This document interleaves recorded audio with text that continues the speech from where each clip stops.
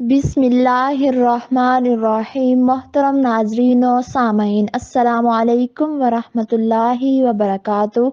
5 निहायत ख़तरनाक गुनाह के दर्दनाक अजाब।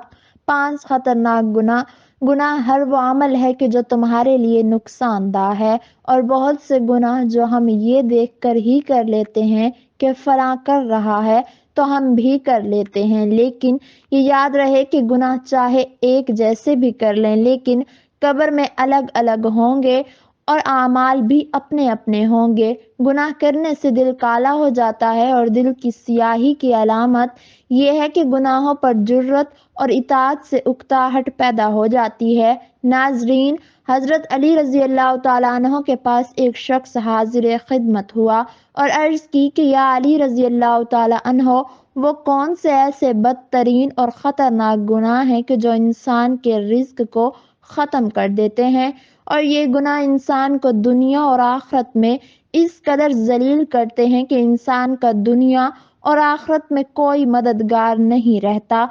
ये सुनकर हजरत अली रजी अल्लाह तआला अन्हो ने फरमाया कि अल्लाह के रसूल सल्लल्लाहु अलैहि वसल्लम ने फरमाया कि 5 गुनाह ऐसे हैं कि जिनके करने से इंसान दुनिया और आखिरत में जलील और ख्वार हो जाता है और तबाह व बर्बाद हो जाता है। और ये इंसान जो ये 5 गुनाह करता है, दुनिया में बेसुकून और बेआराम रहता है। हजरत अली रजी अल्लाह तआला अन्हो ने फरमाया कि अगर तुम सुकून चाहते हो और चाहते हो कि अल्लाह का फजल व करम तुम पर रहे और अल्लाह तबारक व तआला की खास मेहरबानी तुम पर रहे और तुम खुशहाल रहो, तो खुदारा इन 5 गुनाहों से बच कर रहना। पूछा गया कि हजरत अली रजी अल्लाह तआला अन्हो, वो 5 गुनाह कौन से हैं? नंबर 1, सूद का कारोबार करना।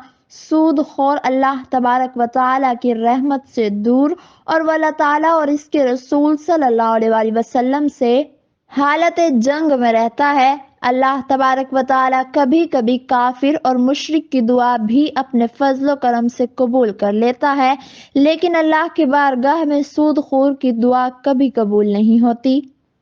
फी ज़माना जहाँ हमारा मुआशरा बेशुमार बुराइयों में मुब्तला है, वहीं एक अहम तरीन बुराई हमारे मुआशरे में बड़ी तेजी के साथ परवान चढ़ रही है, वो है सूद। हजरत अब्दुल्ला बिन मसूद रजी अल्लाह तआला अन्हो से मरवी है कि जब किसी बस्ती में जिना और सूद फैल जाए तो अल्लाह तबारक व तआला इस बस्ती वालों को हलाक करने की इजाजत दे देता है।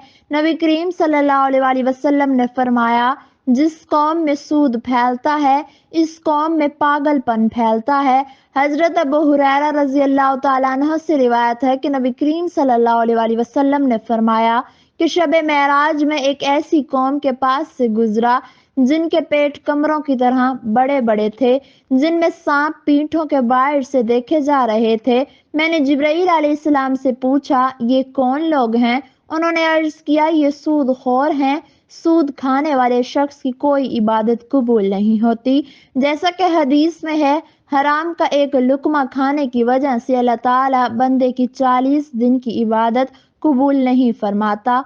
सूद एक इज्तमाई जुर्म है, और वो जिस माशरे में रिवाज पा जाएगा तो उसे तबाह व बर्बाद कर देगा और इसकी इक्तसादी बुनियादों को मुनहिदम कर देगा। नंबर 2, नेक औरत पर तोहमत लगाना। किसी औरत पर तोहमत ना लगाया करो, किसी की बेटी पर तोहमत ना लगाया करो, इससे पहले कि तेरी बेटी पर तोहमत लगा दी जाए। जो किसी अच्छी और परहेजगार औरत पर तोहमत लगाता है, वो जलील और ख्वार हो जाता है। बिला सबूत शरई किसी मुसलमान पर इल्जाम लगना जायज नहीं। कुरान मजीद में इरशाद है, बेशक वो जो ऐब लगाते हैं भोली भाली पाक दामन ईमान वालियों को, उन पर लानत है दुनिया और आखिरत में, और उनके लिए बड़ा अजाब है। अल्लाह तबारक व तआला ने इरशाद फरमाया कि और वो जो ईमान वाले मर्दों और औरतों को बेकिए गुनाह किए सताते हैं, उन्होंने बहतान और खुला गुनाह अपने सर लिया। इसलिए दुनिया और आखिरत में खुशहाली के लिए किसी नेक औरत पर तोहमत ना लगाओ। नंबर 3, مال ہڑپ کر جانا، خاص طور پر یتیموں کا مال ہڑپ کر جانا۔ یتیموں کے سر پر شفقت بھرا ہاتھ رکھو، کیونکہ جب آپ کبھی مر جائیں تو آپ کی اولاد پر بھی کوئی شفقت سے ہاتھ رکھنے والا ہو۔ نبی کریم صلی اللہ علیہ وآلہ وسلم نے فرمایا، جب یتیم کو دکھ دیا جاتا ہے تو اس کے رونے سے اللہ تبارک و تعالیٰ کا عرش کانپ جاتا ہے۔ تو اللہ تبارک و تعالیٰ فرماتا ہے کہ اے فرشتوں، اس یتیم کو جس کا باپ مٹی تلے دفن ہو چکا ہے کس نے رلایا ہے؟ اور جو یتیم کا مال ہڑپ کر جاتے ہیں تو یہ لوگ اپنے پیٹ میں آگ بھر رہے ہیں، وہ اپنے منہ میں آگ کے انگارے ڈال رہے ہیں۔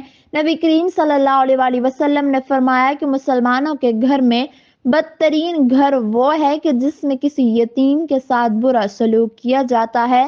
نمبر 4، اللہ کی ذات کے ساتھ شرک کرنا۔ شرک ایمان کی ضد ہے، جیسے اندھیرا اجالا، رات اور دن ایک جگہ جمع نہیں ہو سکتے، ویسے ہی شرک اور ایمان دین اسلام کی چھتری کے نیچے ہرگز جمع نہیں ہو سکتے۔ بے شک شرک بڑا ظلم ہے، اور شرک ایک ایسی بیماری ہے کہ جو بندے پر جنت کے دروازے ہمیشہ کے لیے بند کر دیتی ہے اور دوزخ کو دائمی ٹھکانہ بنا دیتی ہے۔ جیسا کہ اللہ تبارک و تعالیٰ کا ارشاد ہے، بے شک جو اللہ تعالیٰ کا شریک ٹھہرائے تو اللہ نے جنت حرام کر دی اور اس کا ٹھکانہ دوزخ ہے، اور ظالموں کا کوئی مددگار نہیں ہے۔ نبی کریم صلی اللہ علیہ وآلہ وسلم نے حضرت معاذ بن جبل رضی اللہ تعالیٰ عنہ کو یوں نصیحت فرمائی، اللہ کے ساتھ کسی شے کو شریک نہ ٹھہرا کہ اگرچہ تجھے قتل کر دیا جائے یا جلا دیا جائے۔ شرک اتنا بڑا گناہ ہے کہ اگر اللہ تعالیٰ چاہے تو تمام گناہ معاف کر دے، چھوٹے بڑے گناہ معاف کر دے، مگر یہ شرک والا گناہ بہت بڑا ہے، اللہ تعالیٰ یہ کبھی بھی معاف نہیں کرے گا۔ نمبر 5، جادو کرنا۔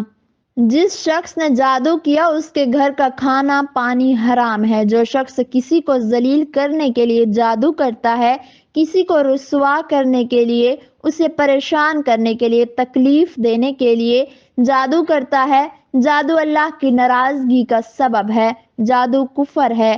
جادو کرنے والا شخص کسی کو دنیا میں تکلیف پہنچا سکتا ہے، لیکن اس کی اپنی آخرت بھی بدترین ہو جاتی ہے۔ ناظرین، گناہوں سے نجات اسے ہی ملتی ہے کہ جو اقرار جرم کر لے، اور ندامت کے لیے توبہ ہی کافی ہے۔